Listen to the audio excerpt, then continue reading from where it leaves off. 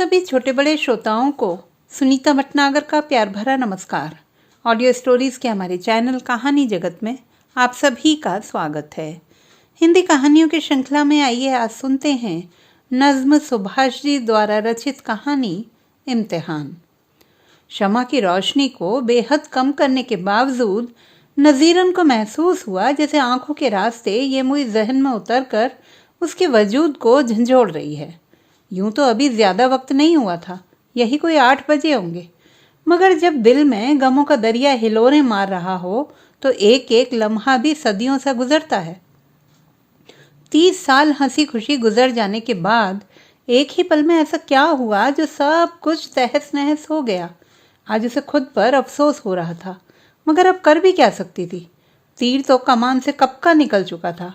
उफ, इतने बड़े कोठे का मालिक मुश्ताक न जाने कहाँ और किस हाल में दरबदर ठोकरें खाकर भटक रहा होगा। अब वह सोचती है कि आखिर उसने क्यों उसका इम्तिहान लिया, क्या ज़रूरत थी, मगर क्या वाकई में वही जिम्मेदार है। उसने खुद से ही पूछा, मगर कोई तसल्ली बख्श जवाब भले ना मिल सका हो, लेकिन वह खुद को गुनहगार तो मान ही चुकी थी। बेचैनी लगातार बढ़ती जा रही थी। रुई से भी नर्म बिस्तर जैसे बबूल के कांटों में तब्दील हो गया था। वो लगातार करवटें बदलती रही, लेकिन बेचैनी कम होने के आसार नजर न आ रहे थे। वह तख्त से उठी, करीब ही मेज पर रखे लोटे का पानी एक गिलास में डाला और होंठों से लगा लिया। कमबख्त जैसे हलक सूख गया था। पानी पीने के बाद उसने गिलास रख दिया और बालों की उलझी लटों को अपने हाथों से दुरुस्त करके कानों पर चढ़ा लिया। एक नज़र चारों ओर घुमाई। एक ही दिन में जैसे कोठरी की सारी दीवारें बदरंग हो चुकी थी, अन्यथा यही दीवारें हमेशा कितनी खिली खिली रहती थी। साखों की पटावदार छत जैसे एकाएक जर्जर होकर कभी भी भर भरा कर गिर सकती थी, और वो भी तो जर्जर हो गई थी, बस भरभराना बाकी था। उसकी भी जिंदगी का आधार छिन गया था। बहुत कुछ था जो एक ही दिन में छींच गया, जिसे वह लफ्ज़ों में बयान नहीं कर सकती। अचानक उसकी नज़र दरवाजे पर गई। नीम अंधेरे में महसूस हुआ मुश्ताक खड़ा है, मगर नहीं, दरवाज़ा बंद था। वहाँ उसकी परछाई तक नहीं। अब शायद ही उससे कोई पूछे, इजाज़त हो तो तुम्हारे करीब आ जाऊं, और वह पहले खिलखिलाए फिर कहे, तो क्या अब हमारे करीब आने की इजाज़त भी चाहिए। उसका इतना भर कहना होगा कि मुश्ताक उसकी ओर बढ़कर उसे अपनी मजबूत बाहों में समेट लेता। उफ, अब तो जैसे सारे एहसास तक धूमिल हो रहे हैं। उसे याद आया जब वह मात्र 14 साल की थी, तब उसे सुल्तानपुर से इसी कोठे पर लाकर 3000 में बेचा गया था। इस कोठे की मालकिन अम्मा जान ने गिनकर 3000 रुपये दलालों को दिए, फिर उसकी ओर गौर से देखा और आगे बढ़कर माथे को चूमते हुए समझाने वाले अंदाज में बोली, जानती हूँ बेटी, ये जगह किसी जहन्नुम से कम नहीं, मगर तुम हम पर इतना भरोसा कर सकती हो कि तुम्हारी मर्जी के बगैर कोई तुम्हें छू ना सकेगा। लेकिन हाँ, इस हकीकत को जल्द से जल्द कबूल कर लेना कि अब यही तुम्हारा घर है। और वह सहमी सहमी अकबकाई सी इस नई दुनिया को समझने की कोशिश में लगातार फर्श को घूरे जा रही थी। उसके भविष्य का फैसला तो उसी वक्त हो चुका था जब वह घर से शौच के लिए निकली थी और उसे 2 मर्दों ने पकड़कर ज़बरदस्ती न जाने कौन सी बूटी खिला दी कि वह बेहोश हो गई। और जब उसे होश आया तो वह एक छकड़े पर थी, मगर वह चाहकर भी समझ न सकी कि उसकी मंजिल अब कहाँ है। इस बड़ी सी हवेली नुमा कोठी को अम्मा जान ने अपने किसी आशिक से झटक लिया था। जवानी में क्या गजब ढाती होंगी अम्मा जान। यूं तो कोठी पर सब उन्हें अम्मा जान ही कहते थे, मगर उनका असली नाम गुलबदन था। लखनऊ की मशहूर रंडियों में उनका शुमार था। न जाने कितने रईसजादे उनके कदमों में पड़े रहने के एवज में फ़कीर बनकर लखनऊ की गलियों की खाक छानने लगे थे। लखनऊ में भला ऐसा कौन होगा जो उनके दीदार का तलबगार ना हो। उस आशिक ने भी दिल के हाथों मजबूर होकर ये कोठी उन पर लुटा दी थी। ये 2 मंजिला कोठी ऐसी थी कि इसके चारों ओर कमरे बने थे और बीच में एक बड़ा सा आंगन था, और इसी कोठी को बाद में कोठे में तब्दील करके एक बड़े हॉल को शीश महल का रूप दे दिया गया था, जहां शाम होते ही संगीत की महफिल सजती। नवाबजादे और रईसों का शाम से ही तांता लगा रहता। दिन भर उबासी लेती ये संकरी सी गली शाम होते ही दुल्हन की तरह जगमगा उठती थी। अम्मा जान ने ऊपर का कमरा उसे दे दिया था और हैदरी को कोठे के तौर तरीके सिखाने की जिम्मेदारी भी। उसे किसी तरह की परेशानी ना हो इसलिए एक नौकरानी भी रखी गई थी। अम्मा जान ने कोठे पर उसे नया नाम दिया था नज़ीरन। उसे रोज़ सुबह केसर और बादाम मिला दूध दिया जाता और देसी घी में पकाया हुआ जायकेदार भोजन भी। 1 साल में ही उसका रूप फागुन की गमकती धूप सा खिल गया था। पूरे शहर में नज़ीरन के चर्चे होने लगे।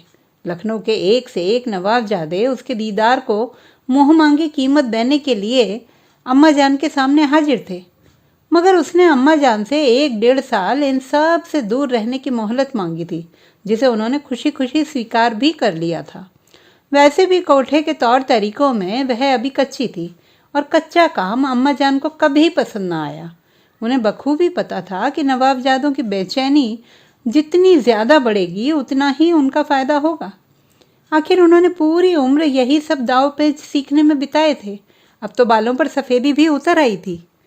सुबह को एक मौलवी साहब उसे उर्दू लफ्ज़ों के बर्ताव के तौर तरीकों के साथ गुफ्तगू का अंदाज सिखाते, तो शाम को 2 घंटे हारमोनियम और तबले की थाप पर घुंघरुओं के साथ उसकी ज़ोर आजमाइश हुआ करती और इन सब में वह पूरा दिन हलकान रहती थी।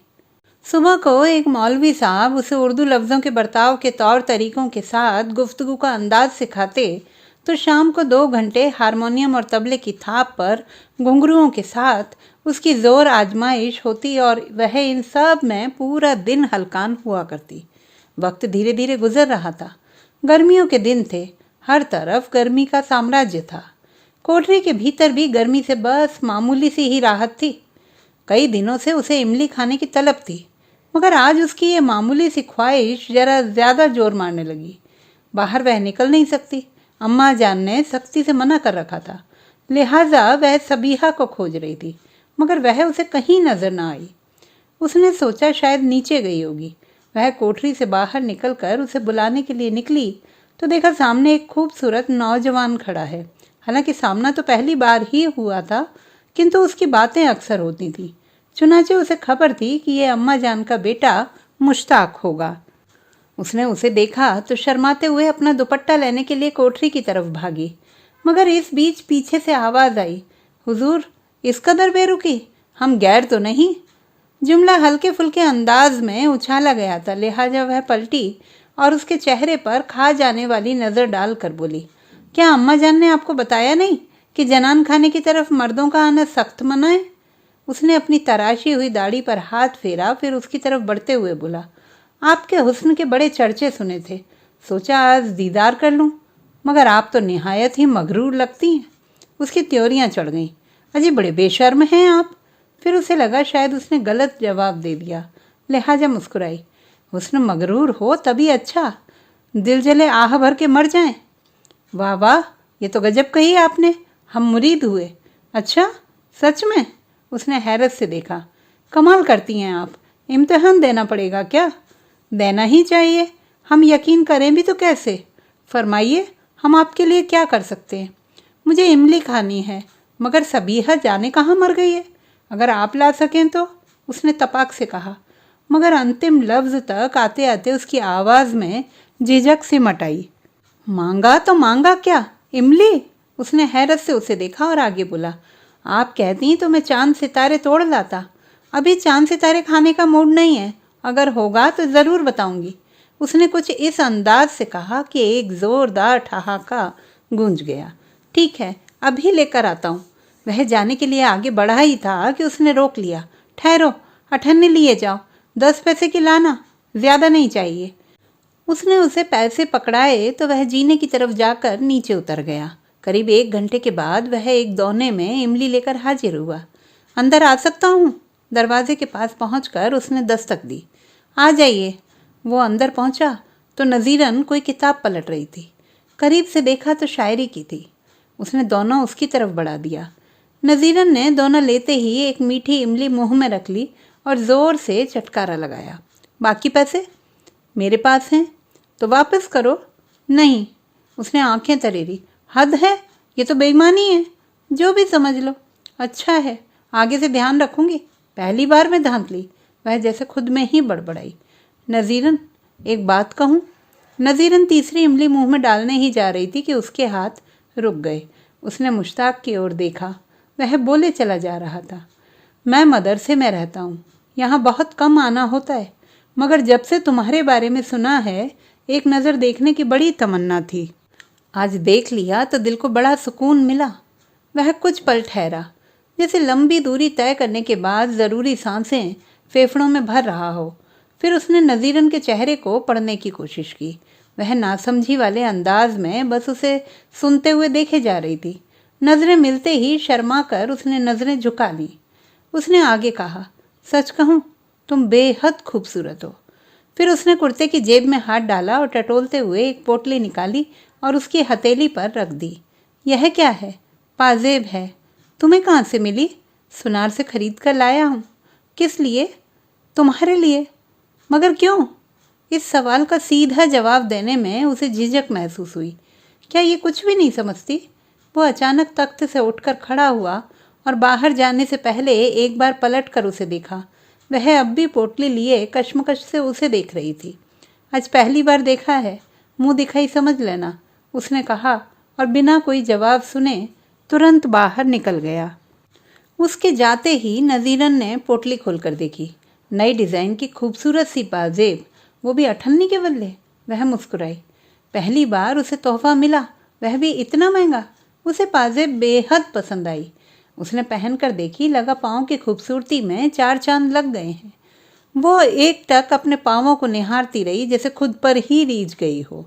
उस रात मुश्ताक बार बार उसके ख्यालों में आता रहा और वह हर बार कसमसाकर करवटें बदलती रही। उस दिन के बाद से तो उसका मिलना हकीकत में होने लगा। दोनों एक दूसरे में घंटों खोए रहते। कभी कभार वह फूल वाली गली से गजरे खरीद लाता और उसके बालों में गूंथ देता। दोनों के जिस्म से उठती पसीने की भीनी भीनी गंध एक दूसरे को अपनी ओर खींचती। और एक दिन सब्र की उफनाती दरिया ने सारे बांध तोड़कर सब कुछ अपने आगोश में ले लिया। मगर ऐसी बातें छुपती कहाँ हैं? अम्मा जान को पता चला तो जैसे उन्हें सांप सूंघ गया। वह फुंकार उठी। कहाँ तो उन्होंने सोचा था कि नथ उतराई की रस्म पर किसी भी नवाबजादे से मोटी रकम ऐंठेंगी, मगर उससे पहले ही उनके अरमानों पर तुषारापात हो गया। उन्होंने नज़ीरन को तलब किया और इस बाबत पूछा तो उसने बिना झिझक के कबूल कर लिया। अम्मी जान का गुस्सा 7वें आसमान पर था। क्या इसमें तुम्हारी सहमति भी शामिल थी? नज़ीरन ने हाँ में सिर हिला दिया। तुम्हें ज़रा भी लाज शर्म ना आई? उन्होंने दांत पीसे। जिस कोठे पर शर्म लिहाज का ही सौदा किया जाता हो, वहाँ कैसी लाज शर्म?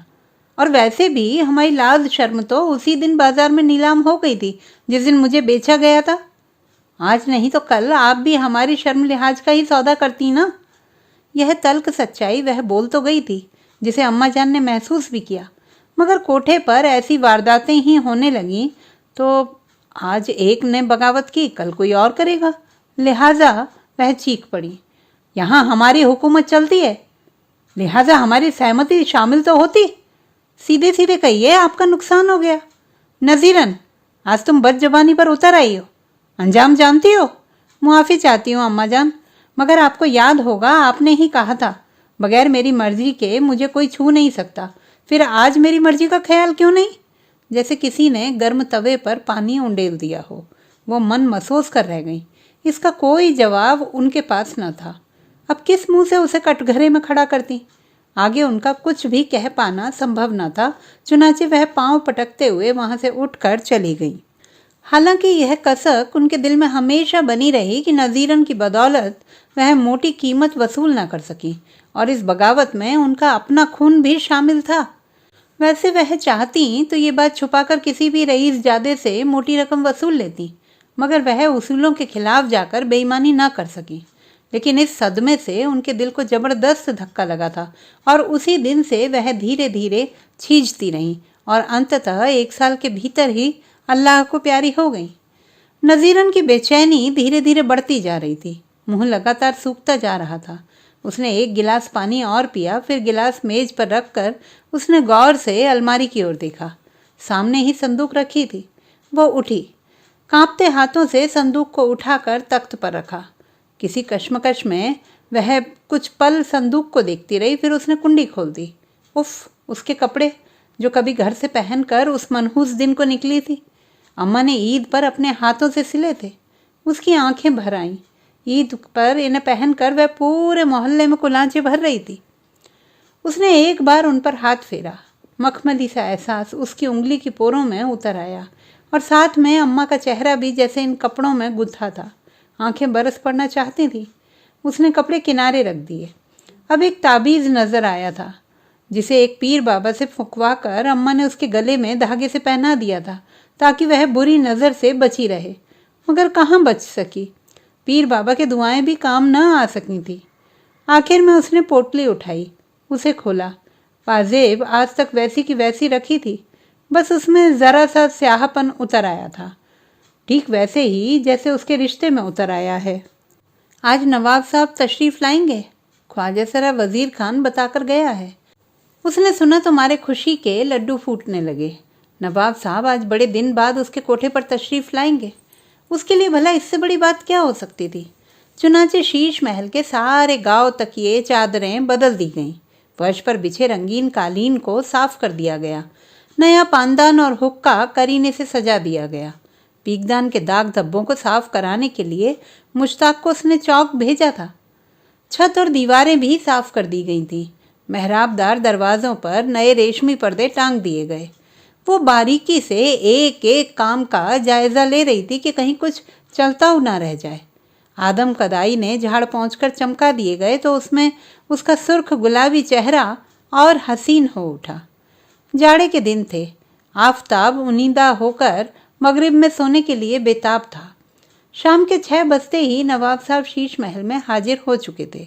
उनकी मेहमान नवाजी का पूरा इंतज़ाम था। शाम रंगीन हो उठी। तबले की थाप के साथ हारमोनियम के स्वर फिजाओं में तैरने लगे और इसके साथ ही नज़ीरन के घुंघरुओं की झनकार अपने पूरे शबाब पर आ गई।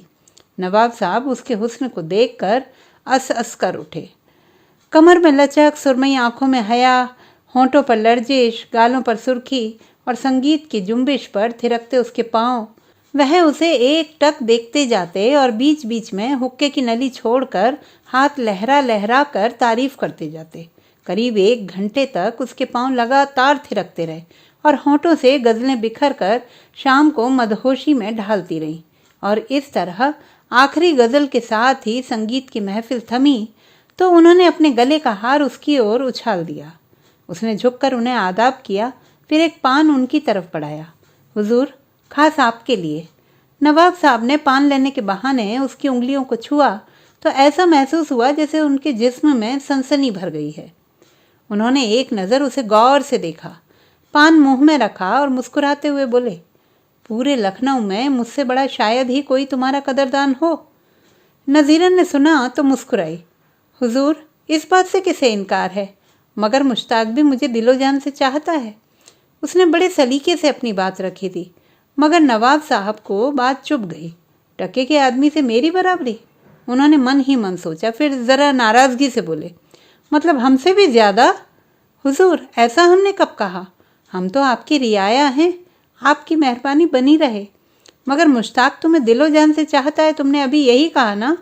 मुझे इस हकीकत से भी इनकार नहीं। तब तो आज इम्तिहान देना होगा। कैसा इम्तिहान हुजूर? वह सहमी। मोहब्बत का इम्तिहान? मैं कुछ समझी नहीं। नज़ीरन को लगा कि अब मामला हाथ से निकल चुका है। उसने नाहक मुश्ताक का नाम ले लिया। या अल्लाह, रहम कर। वह मन ही मन बुदबुदाई। अभी जब मैं इधर आ रहा था तो आंगन में एक मोटा लकड़ी का ठूंठ दिखा था। अगर मुश्ताक तुम्हें चाहता है तो उसे कुल्हाड़ी देकर कहो कि उसे चीर कर 10 टुकड़े कर दे। हुजूर, ये कैसा इम्तिहान है? कहते समय वह कसमसाई। हम आज यही देखना चाहते हैं। खैर, हुजूर की जैसी मर्जी, उससे कहती हूँ। वो कुछ देर ठहर कर सोचती रही, फिर मुश्ताक को आवाज़ लगाई। वह हाजिर हुआ और सामने नवाब साहब को देखकर झुककर सलाम ठोका। आज नवाब साहब मेरे हाथ का बना हुआ हलवा खाना चाहते हैं और चूल्हे के लिए लकड़ियाँ नहीं हैं। तुम ऐसा करो, आंगन में जो ठूंठ पड़ा है ना, उसे चीर दो ताकि मैं हलवा बना सकूं। लकड़ी चीरने का शऊर हमें नहीं है, तुम जानती हो न जो। हाँ, मैं टाल से लकड़ी ले आता हूँ, तब तक तुम और इंतज़ाम कर लो। नवाब साहब जल्दी में हैं, कितना भी जल्दी करोगे देर हो ही जाएगी। वैसे भी पुराना ठूंठ है। 2-4 कुल्हाड़ी में अलग हो जाएगा। तुम समझती क्यों नहीं? यह मेरे बस का नहीं, कभी नहीं किया मैंने। उसके चेहरे पर उदासी उतर आई। रहने दो नज़ीरन, फिर कभी, अब चलता हूँ। नवाब साहब उठने लगे। हुजूर जरा ठहरिए तो, उसने इल्तिजा करते हुए कहा तो नवाब साहब फिर से बैठ गए। उसने दोबारा मुश्ताक की ओर देखा। उसके चेहरे पर कश्मकश थी, मगर उसने जरा सख्ती से कहा, मुश्ताक, आज तुम्हें यह ठूंठ चीरना ही पड़ेगा, तुम्हें मेरी कसम। इतनी बड़ी बात? मुश्ताक ने एक नज़र नज़ीरन को देखा। उसका चेहरा एकदम सख्त था। वो पलटा, भागकर नीचे पहुंचा। शमा की रोशनी तेज की और कुल्हाड़ी लेकर ठूंठ पर पिल पड़ा। दोनों छज्जे पर आकर उसे देख रहे थे। वह लगातार कुल्हाड़ियां चलाए जा रहा था, मगर ठूंठ पुराना होने के बावजूद टस से मस न हो रहा था। कुल्हाड़ी का हर जोरदार वार वह सहता, मगर उसने जैसे कसम खा रखी थी, वो चीरे जाने को तैयार न था। अब तो हर वार पर चिंगारियां निकलने लगी थी, मगर वह पागलों की तरह बिना रुके दनादन कुल्हाड़ियां चला रहा था। उसके पांव कांपने लगे, जहन में जैसे लावा भर गया था। कनपटी की नसें चटक जाना चाहती थी। जाड़े का मौसम होने के बावजूद उसका पसीना उफनाई गोमती की तरह बह रहा था। कुल्हाड़ियों पर कुल्हाड़ियां बरस रही थीं। हर अगला वार जैसे जलजला लेकर आने वाला था। मुश्ताक पर पागलपन की इंतहा थी। बावजूद इसके अब तक ठूंठ जरा भी न हिला था। करीब 10 मिनट के बाद उसकी हिम्मत जवाब देने लगी। कांपते पांवों के सहारे खड़ा रह पाना अब मुश्किल था। उसने बड़ी हसरत से पलटकर नज़ीरन को देखा कि शायद वह उसकी हालत देखकर रोक दे, मगर नज़ीरन के चेहरे पर ऐसा कोई भाव पड़ने में वह नाकाम रहा। अलबत्ता वह नवाब साहब से मुस्कुराते हुए बातें कर रही थी। उसकी दिमाग की नसें चटक गईं। कुल्हाड़ी दोबारा ताबड़तोड़ चलने लगी। अपनी पूरी ताकत लगाकर उसने जैसे ठूंठ के साथ जंग छेड़ दी। करीब 5 मिनट बाद उसने ठूंठ के 2 टुकड़े कर दिए। पहली फतह मिलते ही जुनून और बढ़ गया। फिर तो उसने ठूंठ का कीमा बनाकर पूरे आंगन में छितरा दिया। फिर कुल्हाड़ी एक तरफ उछाली और झटके से बाहर निकल गया। नवाब साहब हैरान थे। नज़ीरन से आंख मिला सकें इतनी ताब उनमें न थी। चुनाचे नज़रें झुकाकर आहिस्ता से बोले, अच्छा, मैं फिर आऊँगा, और नीचे उतर गए। रात के 11 बज चुके थे। मुश्ताक का कहीं अता पता न था। उसे खोज कर लाने के लिए दरबान को भेजा गया था, मगर वह न मिल सका। नज़ीरन का एक एक लम्हा जैसे सदियों की तरह बीत रहा था। आखिर कहाँ गया होगा? जब तक मेरी गोद में सर रखकर आधा घंटे लेटता नहीं, उसे नींद नहीं आती। शायद ही इन 30 सालों में ऐसा कोई मौका रहा हो जब बिना उसके सोया हो। कई बार वह मुजरे के लिए बाहर भी गई है, तो भी मुश्ताक उसके साथ ही गया। फिर क्यों नहीं आया आज? शाम से ही उसने कुछ न खाया था। क्या उसने कुछ खाया होगा? पहला निवाला मुंह में रखते ही मेरी याद ना आई होगी। आज तक ऐसा नहीं हुआ कि मुझे अपने हाथों से खिलाए बिना कभी उसने कुछ खाया हो। वो पूरी रात बेचैनी में इधर से उधर की कोठे में भटकती रही। उसे महसूस हुआ कि वह मात्र एक चलती फिरती लाश है जिसकी रूह उससे जुदा हो गई है। करीब 8 बजे सुबह मुश्ताक नमूदार हुआ। नज़ीरन ने उसे देखा तो बदहवास सी उसकी ओर बढ़ी और शिकायती लहजे में बोली, रात भर कहाँ थे तुम? मेरे बारे में ज़रा भी ना सोचा? वो ये सोचकर आगे बढ़ी थी कि उसके कंधे पर सर रखकर फूट फूट कर रो लेगी, मगर उसने हाथ लहराकर बीच में ही रोक दिया। ठहरो नज़ीरन। उसके पांव जहाँ के तहाँ थम गए, जैसे काठ मार गया हो। नज़ीरन, आज इतनी अजनबियत? वो बदहवासी में बुदबुदाई, मगर मैं तो तुम्हारी नज्जो हूँ। मेरी नज्जो उसी पल मर गई नज़ीरन, जिस पल मुझे अपनी मोहब्बत का इम्तिहान देना पड़ा। तुम मेरी बात तो सुनो मुश्ताक। वो बिफर पड़ी। मैं पूरे 30 साल तुम्हें सुनता रहा। तुमने जो भी कहा मैं बिना सवाल जवाब किए करता रहा, मगर अब नहीं। लौट कर आया इसलिए हूँ ताकि जान सकूँ तुम्हारे इम्तिहान में मैं पास हुआ या फेल। नज़ीरन के होंठ लर्जे, मगर लफ्ज़ हलक से बाहर ना आ सके। महसूस हुआ गले में कुछ धसक गया है। बस सहमति में सिर हिलाया। आंखें उबल पड़ी। हाँ, याद आया, तुम्हारा एक पुराना कर्ज है हम पर। उसने जल्दी कुर्ते की जेब टटोली, अठन्नी निकाल कर उसकी ओर बढ़ा दी और फिर बाहर जाने के लिए मुड़ा। फिर एक नज़र पलट कर उसने देखा, अपना ख्याल रखना। बदले में वह कुछ कहती इसके पहले ही मुश्ताक जा चुका था। उसकी आंखें बहुत देर तक शून्य में ताकती रहीं। शायद मुश्ताक लौटे। वो अब भी पाजेब हाथ में लिए जाने कहाँ खोई थी। अचानक दरवाजे पर आहट हुई और दरवाज़ा खुल गया। सामने सबीहा थी। उसने जल्दी जल्दी दुपट्टे में अपना चेहरा छुपा लिया। क्या हुआ? कम से कम अंदर आने की इजाज़त तो लेती। मुआफ़ करना बाजी, नवाब साहब आए हैं, आपसे मिलना चाहते हैं। नवाब साहब का नाम सुनते ही उसका मुंह कसैला हो गया। उसने सबीहा को हिकारत भरी नज़रों से देखा और बिफर पड़ी। जाकर उनसे कह दो नज़ीरन मर गई। तो दोस्तों, ये थी हमारी आज की कहानी। आपको कैसी लगी कमेंट बॉक्स में लिखना ना भूलें।